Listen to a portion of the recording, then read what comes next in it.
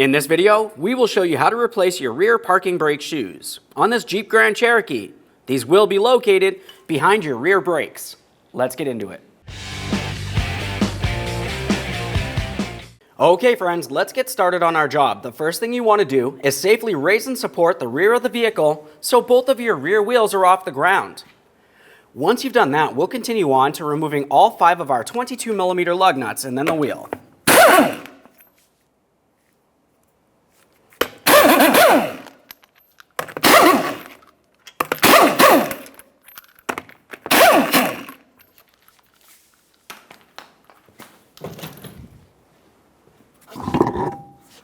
Now that we have the wheel off, we have a clear view of our brakes and our caliper. Now, of course, to do those emergency brake shoes, you can make your way along the backside and just remove the bracket with the caliper attached and set the whole thing aside. For me personally, I like to clean and inspect everything along the way, so I'll continue on by removing this clip and then the slider pins and take the caliper off for a quick inspection. Now we can have a look at the backside of the caliper. We'll be looking for our 2 caliper bolts. These are 18mm heads. As for the lower one, I'll get this nice and loose. We'll move up to the upper one.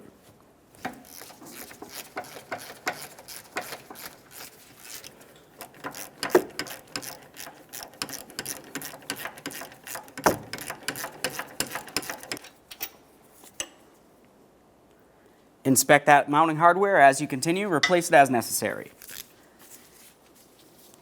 Get this one out of here.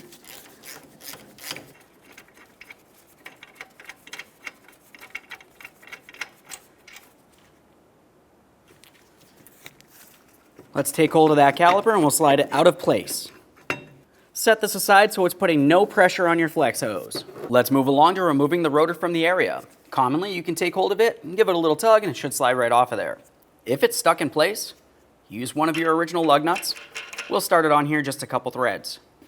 After that, use a hammer. When using the hammer, we want to try to hit along this area here and not necessarily on the braking surface, and definitely not hitting any of the threads on our studs.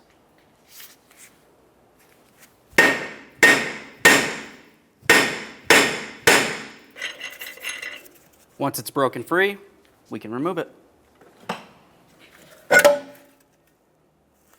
Let's set this aside. Now with that brake rotor out of the way, we have a nice clear view of our parking brake shoes and our parking brake hardware. Let's start with a pick. We'll come right up along this top clip here and remove it from the pin that goes through the backing plate. Just go ahead and press that right out of place. There's our clip. We'll give it a quick inspection, make sure it is still reusable. If not, you want to make sure that you replace the parking brake hardware. In that same area, you'll have a pin that goes through from the rear towards the outboard side here. I'll just go ahead and pull that right out through the back side of the backing plate. At this point, we can continue on using a small pry bar. I'm going to come up against this area of the shoe and the wheel bearing and gently try to separate this so I can remove the adjuster. Before we remove it, you want to take a quick note of exactly which way it's facing. We want to have the adjuster cog facing towards the rear of the vehicle.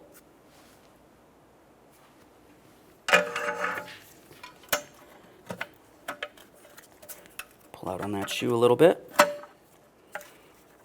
We can remove the adjuster cog.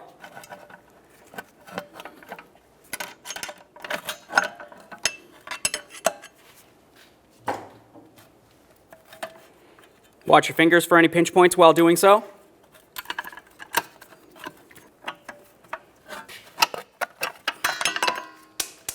There we are. This comes apart in 3 separate pieces. This cog right here should come right off. We'll set this aside for now. We will be cleaning and lubing this a little later. Now we can remove the spring that was directly behind the adjuster. To do that, I'll just take hold of it with some long nose pliers, and we can remove the hook from each side of the shoes here. Now let's pay attention down along the bottom area of those shoes. You should have 2 springs here. One right out in the open along the outboard side, and one will be located behind the shoes. This one's going to be a little bit harder to gain access to. To remove the inboard spring, let's carefully grab onto this little hook right here and start pushing it through that hole. To get it aligned, I'll just use some pliers, give it a little squeeze to put it in the proper position, and then we'll force it through with a pick or screwdriver.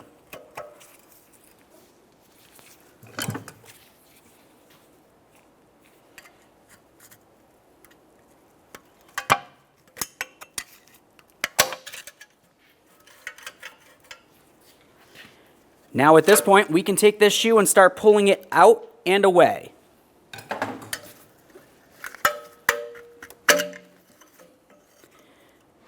We can remove the outboard spring from this shoe.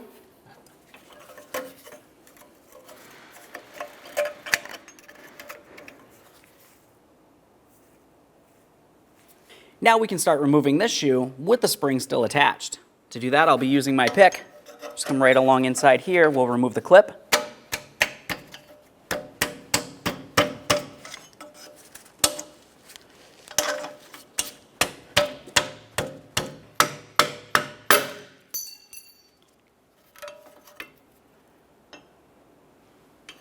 Now we can remove our spring from here. We'll just take this and twist it out of the shoe. A quick inspection on that spring. The other one's still up in here. We'll just take hold of that.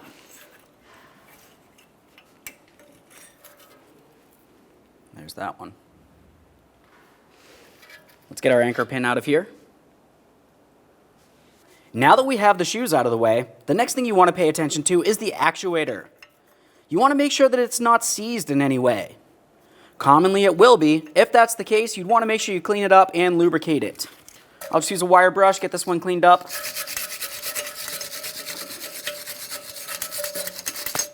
Since I'm using the wire brush, I'll just make sure I make my way all the way around all the mounting points, making their way around the backing plate.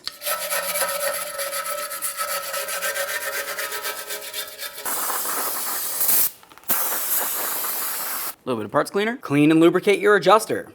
To do that, you'd want to separate it, unscrew the adjustment cog here, and then clean up the threads on the adjustment screw. Now that I have that cleaned, I'll use some Antiseize on the threads. Continue on with that adjustment cog.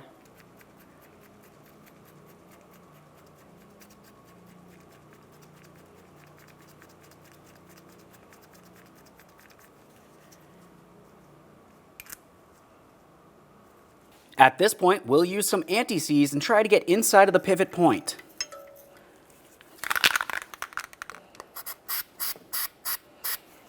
Just work it in there, clean off any excess. Once you have that entire area cleaned, we'll be continuing on with some high temperature lubricant. We want to lubricate all the raised areas where your parking brake shoes will rest against.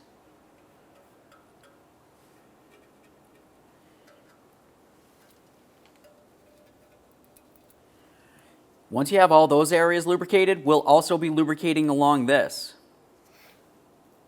Right here, right there, and the same on the other side. Now we can get ready to install our brand new parking brake shoes. You remember that we had a spring that was on the inboard side and it went over the actuator. Let's take this and slide it right on over that actuator here. Now before we continue putting anything in place, let's also get the other shoe onto the spring here, and then we can stretch things as needed to put them in place.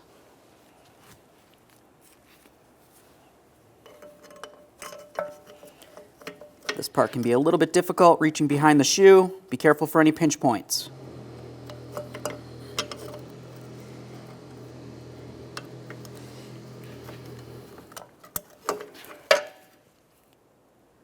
There we are.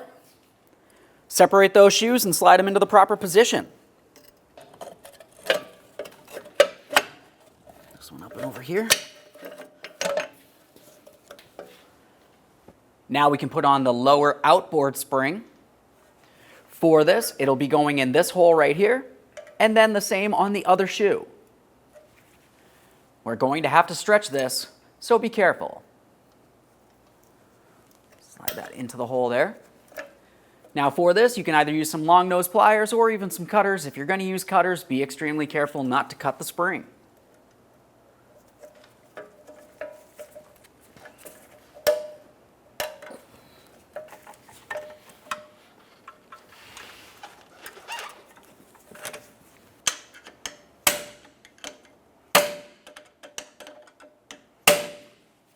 Double check to make sure the spring is secure on both shoes. Now we can put in our anchor pin for the forward shoe. We'll be taking this and putting it through the backing plate and then through the shoe.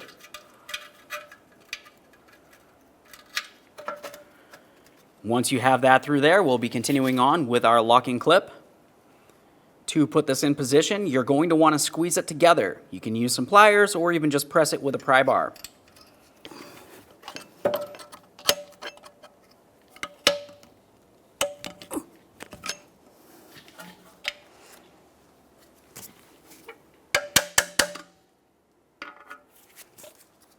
Double check to make sure the pin is completely bottomed out in the clip. That one looks good. Continue on with the upper spring and the adjuster. Of course, you remember that the spring came through along the back side here, so we'll just be putting that through there. We'll swing this over. Make sure both ears are properly in place. Grab that pry bar. As for the adjuster, you remember that the cog was facing towards the rear of the vehicle.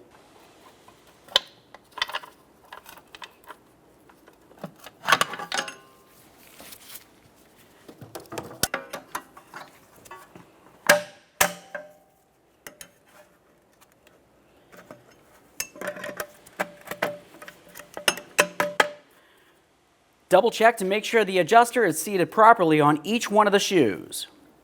Get this installed.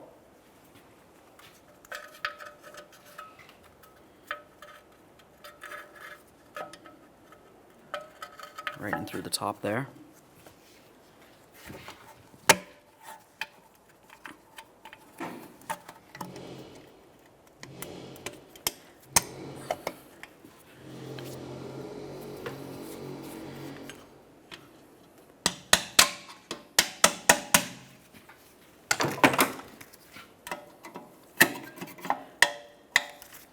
Just double check to make sure that anchor pin is secured properly. Before we continue any further, double check all of your work. You want to ensure that the springs are seated properly and nothing's ready to fall apart.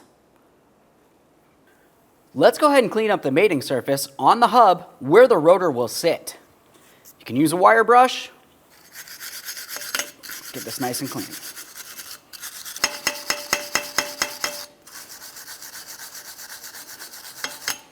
That looks pretty good. Hit it with some parts cleaner and then some Antiseize.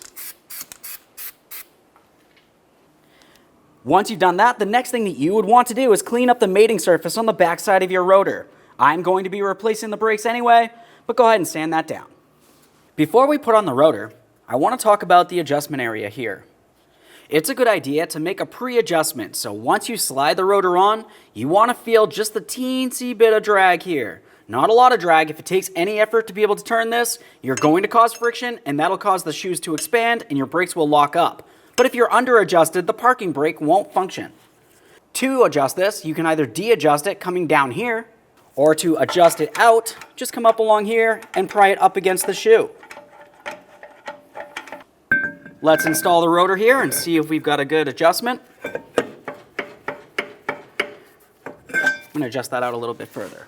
Right there, I can hear the shoe just barely hitting up against the inside of the brake rotor drum. That sounds good. Now we can take the caliper and we'll put it in position. Slide it right on over the rotor. Starting each of these caliper bracket bolts. Once they're started in, you can snug them up and then torque them to 89 foot-pounds.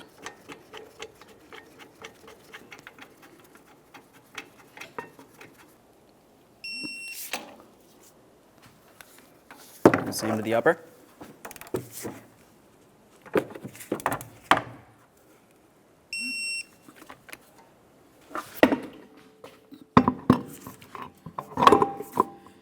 Now we can reinstall our wheels, start on all 5 of our 22mm lug nuts, we'll bottom them out, get the wheel safely back on the ground.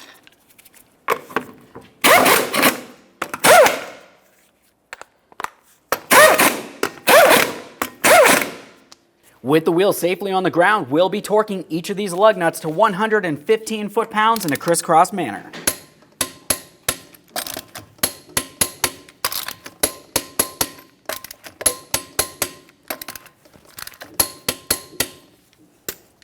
Torqued. Okay friends, we showed you how to install the parking brake shoes on one side of the vehicle. At this point, make your way over to the other side of the vehicle and do the exact same thing. Once you've done that, pump up the brake pedal till it's nice and firm. Test your parking brake, make sure it functions properly, and then take your vehicle for a road test. Thanks for watching. When only the best will do, demand TRQ. The only company that lets you view before you do. TRQ is committed to offering the highest quality aftermarket auto parts that are engineered for peace of mind. Thanks for using and viewing with TRQ.